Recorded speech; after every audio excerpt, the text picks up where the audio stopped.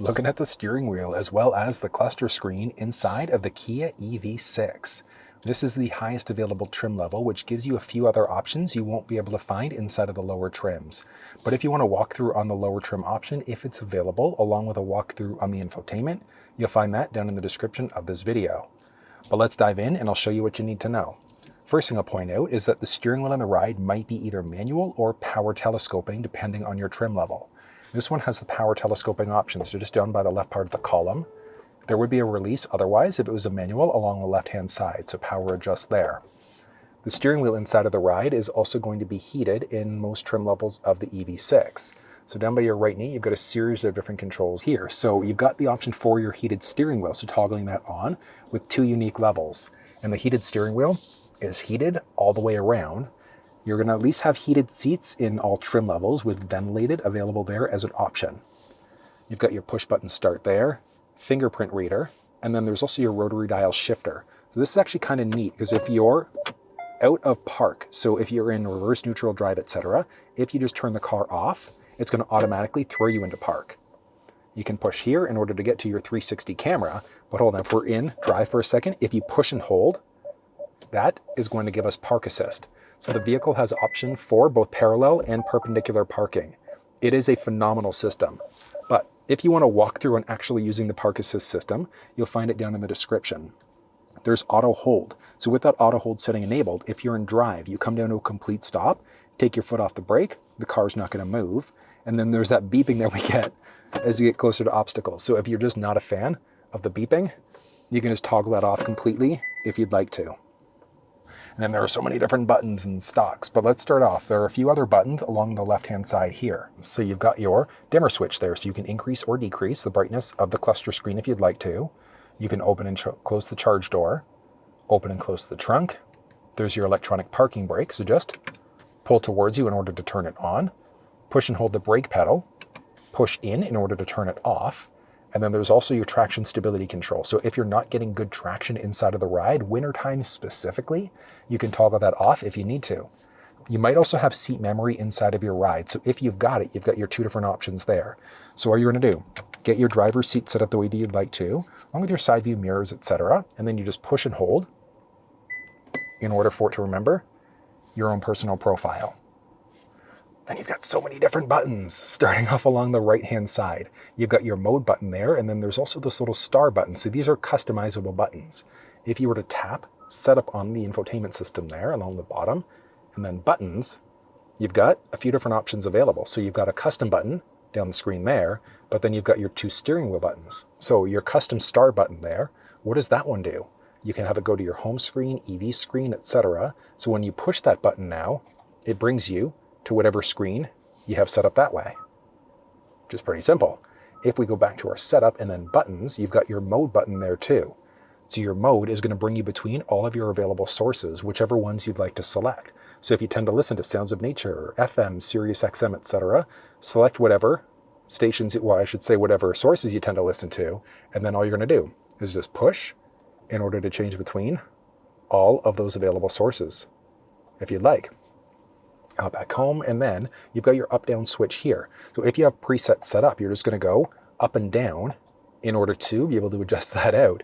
If you push and hold it now, that acts as more of like a seek button instead. So nice and slow on the draw, but your best bet, 94.9 FM, is to tune stations that way, which is pretty simple to do too. So you can see there, adjusted it out. You can also control climate, and so many other things using that voice command prompt. So what I'd recommend is go through here when you first get your car and look at everything you can do. Open and close the tailgate, adjust the steering wheel, heated seats, ventilated seats, etc. There are so many things that you can do with your voice in this ride. You've got a volume rocker there. You can push in the middle to mute out your audio. You can answer or hang up on a phone call. And then you've got paddles there, which I'll touch on in a second because you've also got your stalk there. Stalk along the right-hand side is going to be for your wipers. So if you just go one down, that's just a single wipe. If you go a level up, that puts you into the auto mode, so that's an intermittent level. You could then use the rocker in the middle. How fast or slow is rain hitting the windshield? Go up to any of those crazy modes, and then just pull towards you in order to get the wiper fluid going. Along the left-hand side, you've got your buttons for cruise control. So there's just a single type of cruise control inside of the EV6. It's going to be adaptive or smart cruise control. So you toggle it on this way. Conditions not met because I'm parked. So once you start driving, you then push that button in order to toggle it on. Sets you at your current speed. And you have to be going, I believe, at least 32 kilometers an hour. So it's at 16, 18-ish miles an hour. So toggle it on there. You then increase or decrease 1 kilometer, 1 mile per hour at a time. Push and hold up or push and hold down in order to increase, decrease larger increments. You hit the brake to cancel your speed. You can hit the pause button in the middle to cancel your speed. Pause again to resume your previously set speed. And then there's also a distance indicator with 4 unique levels that are available. Think of that like a 1 Mississippi, 2 Mississippi for how close or far you are away from that leading vehicle. I'm personally okay level 1 the majority of the time. You might want to be on level 2, 3, or 4, just depending on your own personal comfort level. Then you've also got this button here, and then you can just push it, and when you do, you can see an icon appearing, disappearing there. So there's a lane keep versus a lane follow assist. So your lane follow assist is if you just do a light push. Lane keep is if you push and hold it. That gets rid of the other icon. So the difference, lane keeping that I just turned on right there. If the vehicle recognizes the lane markings and you start to veer over into another lane without signaling, it nudges you back into your lane. With the lane follow assist, it takes it to the next level. So as long as those lane markings are recognized, it keeps you perfectly centered in your lane. Even if you lose focus for a brief second, hands are off the steering wheel, as long as it recognizes those lane markings, keeps you perfectly balanced in your lane. It is a phenomenal system. You can also customize the cruise control system a tiny little bit. So inside of the infotainment system, you go to your setup there, and then vehicle, driving assistance, convenience, smart cruise control. You can have it learn based off of your driving style, but you can also adjust out the distance. So you can either use the button there to adjust your distance, or do it through the infotainment system, but also how fast or slow do you want the vehicle to react? So accelerate, do you want it to accelerate faster, slower? I'm a big fan of speed up fast. And do you want it to react fast or slow? So where that comes into play, because it's strictly an adaptive cruise, if the car in front of you slows down, let's say if you have it set at 80, car in front of you is going slower, yours slows down as well too. If they brake fast, it can brake fast for you too, but how fast or slow do you want it to react? And there are a bunch of other settings in that screen too. And then you've also got these buttons there, which let you customize a few things inside of the cluster screen, which I'll touch on in a second. Your stalk along the left-hand side here is going to be for your lights. So you've got your blind spot view monitor, just in the highest available trim level, but it utilizes the side-mounted cameras to show you what's going on in the blind spot, which is great. But you can also adjust out your lights there too. So you've got 4 unique options, toggle them off completely, but you're going to be in the auto mode the majority of the time. And what I'd recommend, push away, that puts you into an auto headlamp mode as long as the settings enabled in the infotainment system. So what that means is that if the car recognizes high beams are needed, it turns them on automatically. If somebody's oncoming, it turns them off before turning them right back on again. If you wanted to permanently lock your high beams out at nighttime, you just push away from there. But if you just want them locked on all the time no matter what, go into your upper headlight mode, push away to turn them on, pull towards you to turn them off. Pretty simple there, but yeah, you're going to be in the auto mode there though, the majority of the time. And then you've also got your little paddles there. So you've got your plus and then minus. Where that comes into play, you can see that. It's bumping us in between all of our different regenerative braking levels. So we go down and we've got either 0, 1, 2, 3, or the I pedal, which is 1 pedal drive. So what happens there is that if you take your foot off the accelerator pedal, it's how fast or slow are you slowing down. So with level 0, you're essentially just coasting. Versus if you were to go either level like 3 or I pedal is a 1 pedal drive. So you take your foot off the accelerator pedal and you slow down fairly rapidly. So personal preference there, I personally am not a big fan of using the 1 pedal drive. So you can go to different levels there if you'd like. Then inside of the cluster screen, whether or not your parking brake is enabled or not is there. Vehicle's ready to drive, outside temperatures there, what gear you're currently in. So park, reverse with your sensing systems active there on top of that. With these sensing systems, it's actually interesting. So you can see there are side sensors and then there are front sensors too. So the side sensors are not going to be standard inside of the EV6. It's strictly the highest trim, but you will have the forward reverse park sensing system there otherwise. You can see your current charge done a few different ways. So how much range do you currently have? So you've got your percentage there, what your regen braking level is on top of that, along with your vehicle odometer there. And then you've got your current vehicle speed, and then I mentioned your kilometers to empty. If you've got different settings enabled, so if you had cruise control turned on, things like that, you get different icons there. And then as you move between different drive modes, you can see what's going on there. So if you're in your normal mode, there just wouldn't be anything there. But as you move between the different modes, so your sport mode gives you more aggressive appearance, My Drive is a customized mode, then snow mode plays with traction stability control, eco's your day-to-day driving. But you can see as you move between your modes, it also adjusts out what your overall range is, expected range that you'll get to.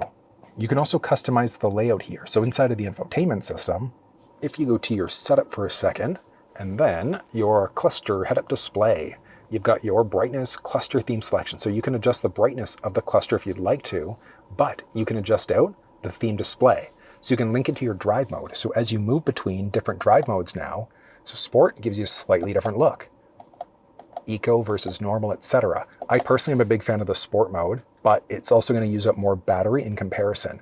But if you like the look of the sport mode, but you like the economy of the eco mode, you can lock it into different styles. So if we lock it into style C, which is your sport mode, you can now move between different modes and it keeps that mode permanently locked on, which is pretty neat. So you've got that available as an option. So you can customize that. What content do you want showing up? So if you had the blind spot monitor there, would that show up, yay or nay? So that's one. You hit the turn stalk, lets you know if somebody's in the blind spot on either side. And then using the pad along the left-hand side, so you've got your pages button there and then a little scroll wheel. So if you just tap your page button once, that gets you to a few different options. So you've got your charging options. So current trip is from when the vehicle was last turned on. How far have you gotten and what range have you gotten? From there, after charging, so after you've charged up, that's the distance that you've gotten. You can see there, we're currently using 21.4 kilowatts per 100. And that's, I'm sitting here doing an explainer video, but you can see that there's a tiny little arrow pointing down there. That's going to be 21.4 or whatever your current economy is. So as you just kind of scroll up and down there, you can also do a push and hold in order to be able to recenter it back to 0. Scrolling down is how far have you gotten since your last reset, your current range, how far can you get with your current range, your tire pressure, which you have to be driving in order to display, and then your power distribution. This is all-wheel drive, which is why all 4 wheels are showing, but it's which axle is getting which amount of power. Push in again gets you to this basic compass view, so you can see which direction you're facing, but navigate to Tim Hortons.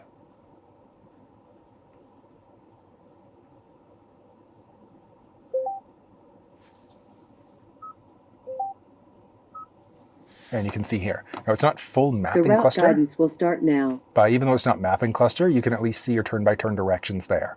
And then if you cancel the route out, then you just wouldn't see that information inside of the cluster screen. It would just jump back to the compass view. And then this screen's kind of neat because if the vehicle recognizes the lane markings, these will go green.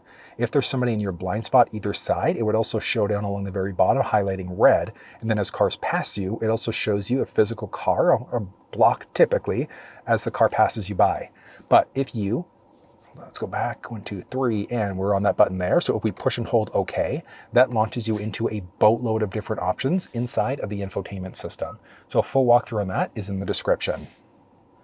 And some trim levels of the EV6 also have a little head-up display there. So if you had an active route going, you'd be able to see your turn-by-turn directions just for factory nav. You can see your vehicle speed, your driving assistance settings, and things like that. If you go into your infotainment system, there's your setup there, cluster head-up display. You can adjust out your head-up display, so you can toggle the head-up display off completely. You can also raise or lower it, so if you wanted to adjust the height or the rotation, so sitting left or right. And you can adjust the brightness, and I always recommend just maximum brightness there. And then you've got your content selection too. So if you had your route going for factory nav, do you want to show your turn-by-turn directions? Driving assistant information, your blind spot system. So if somebody enters the blind spot on either side, it would highlight red on either side, letting you know. If you go into your setup along the very bottom and then swipe across to general settings, you then have a boatload of different options, but you've got your measurement units. So do you want to be in either miles or kilometers? And because we're digital, it just updates everything really quickly. And then you've got the option of changing between Celsius and Fahrenheit, and you can also adjust out your tire pressure unit. So do you want to be in either PSI, KPA, or bar? So I know that was a lot of information, but that's everything you need to know about the steering wheel, as well as the cluster screen inside of the Kia EV6.